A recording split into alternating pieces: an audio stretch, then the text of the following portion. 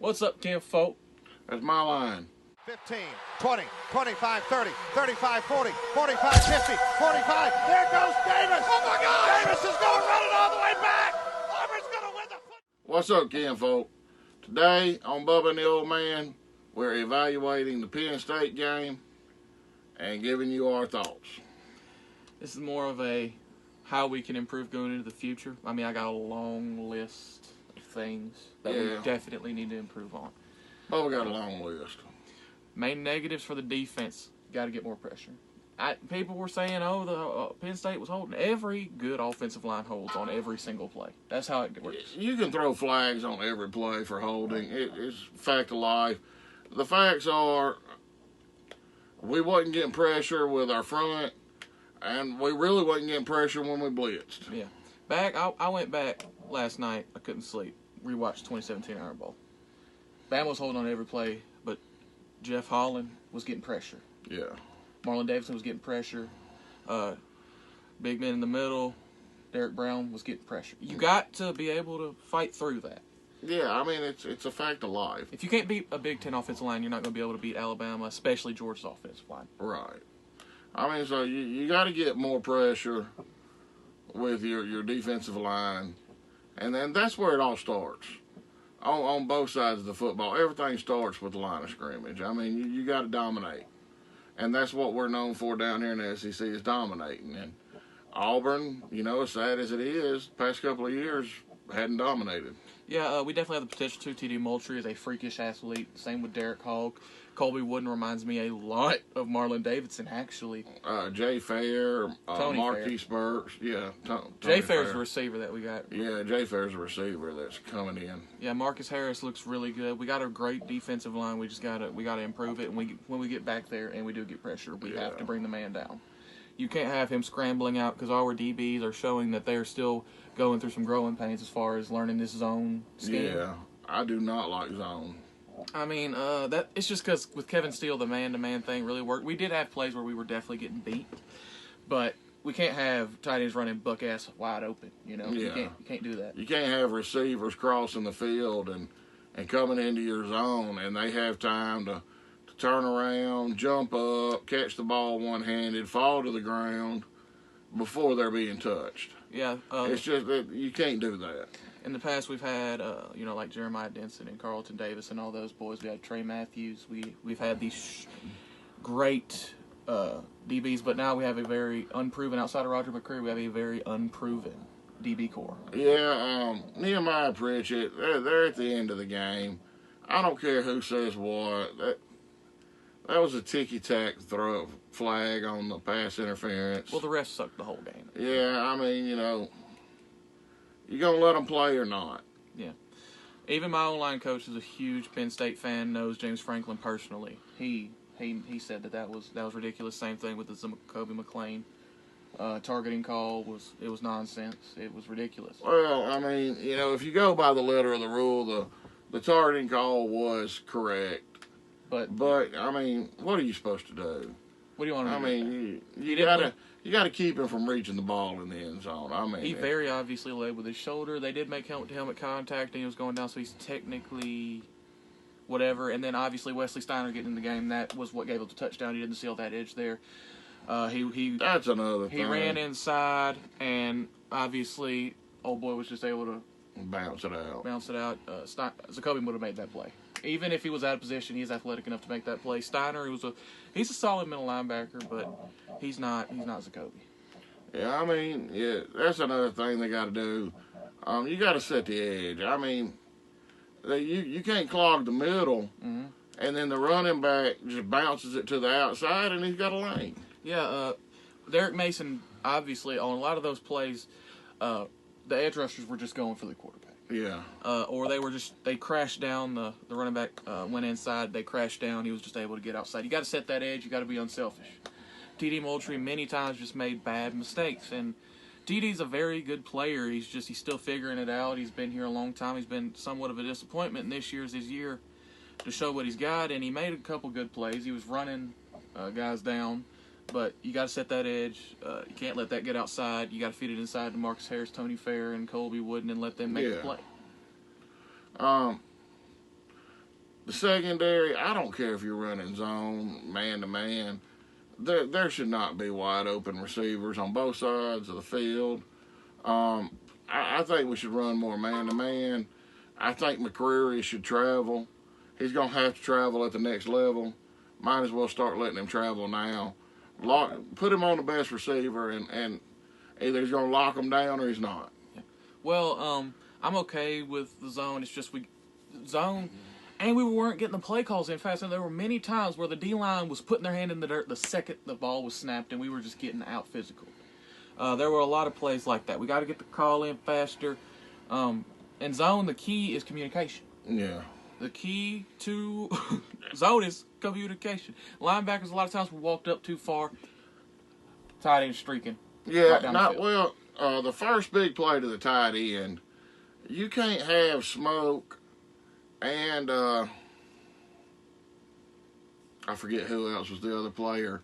Both went with a wide receiver, left 86 wide ass open, streaking down the middle of the field. You can't allow that to happen, especially in a zone scheme where the margin for error is this big. Yeah. Now, zone is very good if you have a lot of players who are all on the same page. You have to have everybody on the same page. You can't just win through athleticism in zone. Right. And we just haven't ran a lot of zone, especially under Kevin Steele. We were a heavy man team, and we recruited heavy man guys. That's why Donovan Kaufman coming in was big. Donovan Kaufman went to Vanderbilt for Derek Mason. Right. He knows the scheme. Yeah. And I just feel like our guys were just uncomfortable. Smoke Monday's not used to playing that. Darius Knighton, he just looked out of whack the entire game. Or whoever was playing strong safety. We got Zion Puckett in the game. He looked lost. Owen Papo just didn't seem to have the explosiveness, man. A lot of times he was just overrunning everything. And I think it's just that all that muscle he put on, which is a plus and a negative. It's a plus for the run game. It's a negative for the pass game. But we'll be getting Jacoby back by the time we walk into LSU in 2 weeks. And we just got to improve in that. Sorry if you guys hear our AC, but it's getting hot in here. And on offense, you can't have Tank Bixby getting 8 carries in the first half. No, I mean, this man should be getting 30 carries a game.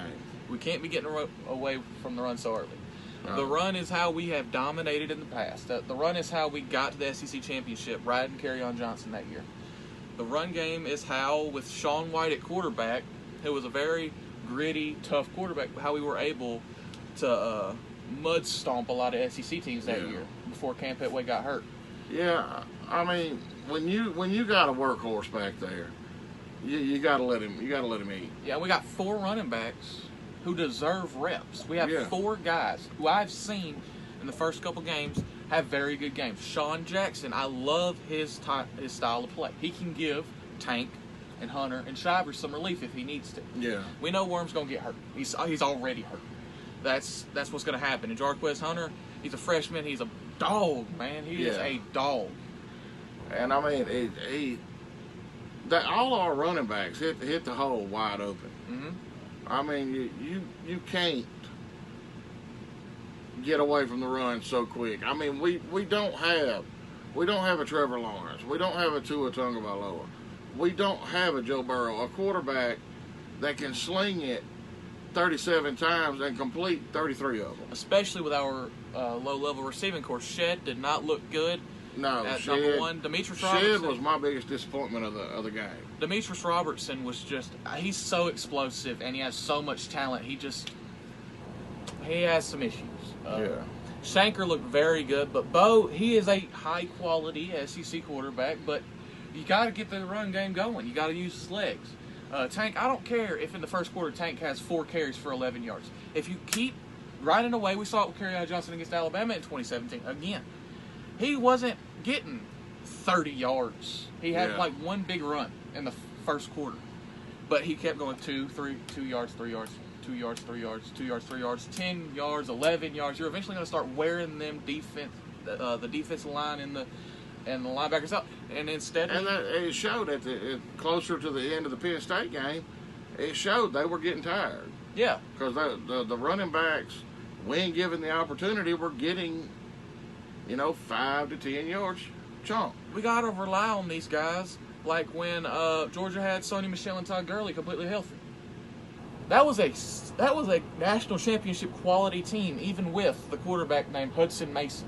Yeah, but you know, we won't get into all that. Georgia, all they did was hire Mark Richt 2.0.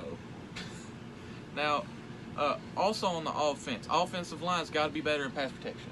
Bo Nix showed he has the poise. He put a lot of passes on the money in their hands. And they were dropped. This man should have at least 200, 250 passing yards in that game. Bo Nix, I don't give a damn what anybody says, looked like a top-tier quality quarterback in that game. He had 2 bad passes.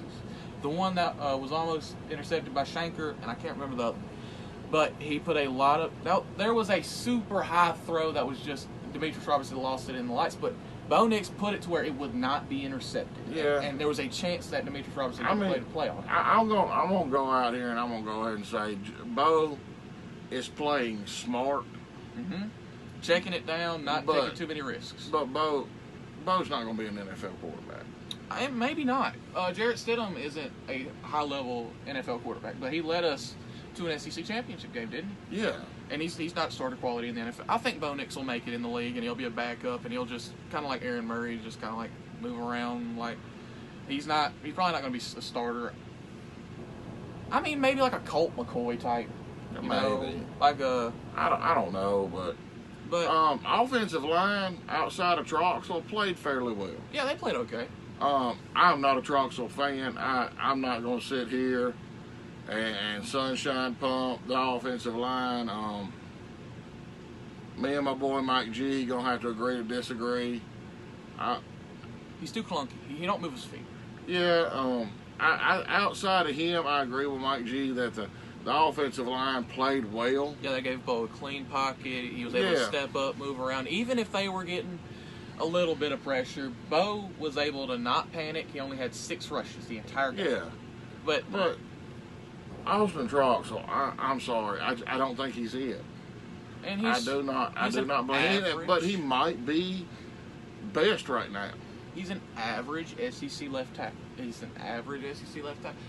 a big, clunky guy who just gets beat sometimes by more athletic guys. That's going to happen when you're not that freak athlete like Orlando Pace. Yeah. But which is kind of like contradicting myself. I think we got to use Bo's legs more. That'll soften up that defense. It'll open up bigger lanes for Quez and Tack. I don't mind Bo getting 5-6 carries a game. That don't bother me. Minus like scrambles. I mean, like design. Yeah, I know what you're saying. Yeah. But of course, you know, if the pocket collapses, I want him to be athletic. You want to see those plays like he had against Texas A&M last year. That was one of the best plays I've ever seen from an Auburn quarterback. Yeah. Again, I'm 17 years old. I haven't seen a whole lot. But we got to get a number 1 receiver. We got to find one. I mean, Shed, he's obviously... We got to. If there's not one on this receiving core right now, I believe we're recruiting 2 high-level wide receivers. One on each coast. We're recruiting one out of Oregon and one out of, I want to say South Carolina. But we got to get at least one of them, if not both. I believe Demetrius Robertson has the potential to do it. This is his last year in college, I think. He looked really good the first few weeks. Obviously, it was against low-level competition. He looked okay against Penn State. But he's the... Excuse me. I believe he's the highest-rated recruit out of all the receivers we have. Yeah, he might be, but... Shedrick Jackson was just... He couldn't do anything. He couldn't. No. He bobbled that pass on the sideline. It was tipped, but Bo put it on the spot. It was right here. Yeah, but I don't. These receivers nowadays, they want to jump up and body catch the football. I don't know. Are they not teaching kids how to catch with their hands anymore? I don't know. It's freaking everywhere, though. Like, there was the pass. You see them all jump up and... Bo put it here. All he had to do was go here, but he decided to jump and, like, cradle it. I didn't understand that at all. Either. I don't know. Like, you got to stay contained. If you're in the air, you're going to get your ass smacked. But if you put it here, you might get rib checked or something. But if you get it here, your feet are on the ground. You can move upfield. I don't understand it. Not catching with their hands, man. It's beyond me. And it's not helping your quarterback when you're a body catcher. If you're a body catcher, the zone is like here.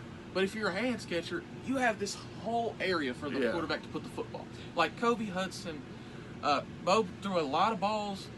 I think it was like 2 of the exact same throw, 1 to Shanker, 1 to Hudson, that all they had to do was turn around. He threw it away from the DB, and he put it right in their hands, and that was a good catch. If it's like a screen, you can body catch it. That's fine. But if you're running a slant and you're on the sideline, put your hands out and catch the football. You can focus on your feet. Yeah, I don't get it no more. I mean, I thought you were supposed to catch with your hands, not bring it into your body. I just don't get it, man. But Shanker had a great game.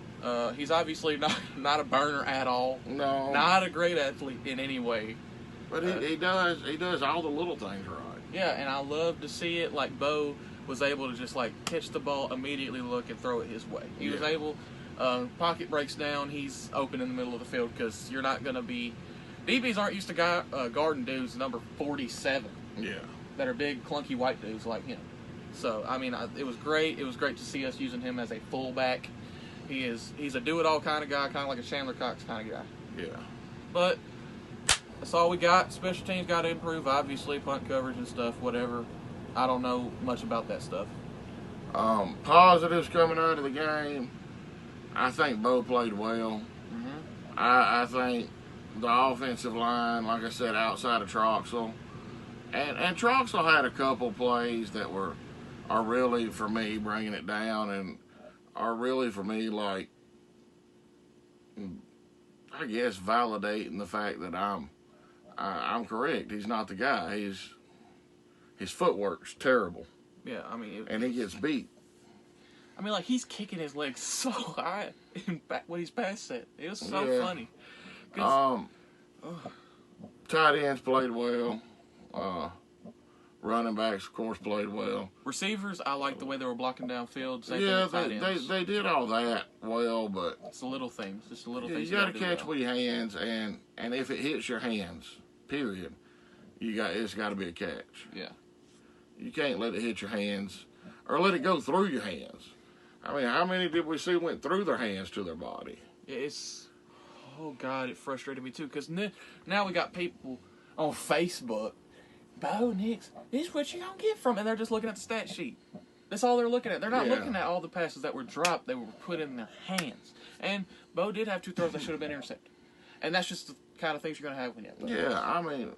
you got to be able to accept it. I'm good with the bad that Bo Nix brought Saturday because I thought overall he played well. He played very well, in my opinion. He had a very good game that the stats just won't show. But anyhow, you done, Bubba? Yeah, I think so. I am too. We love you. War Damn Eagle. Selena, go! Oh. Stop!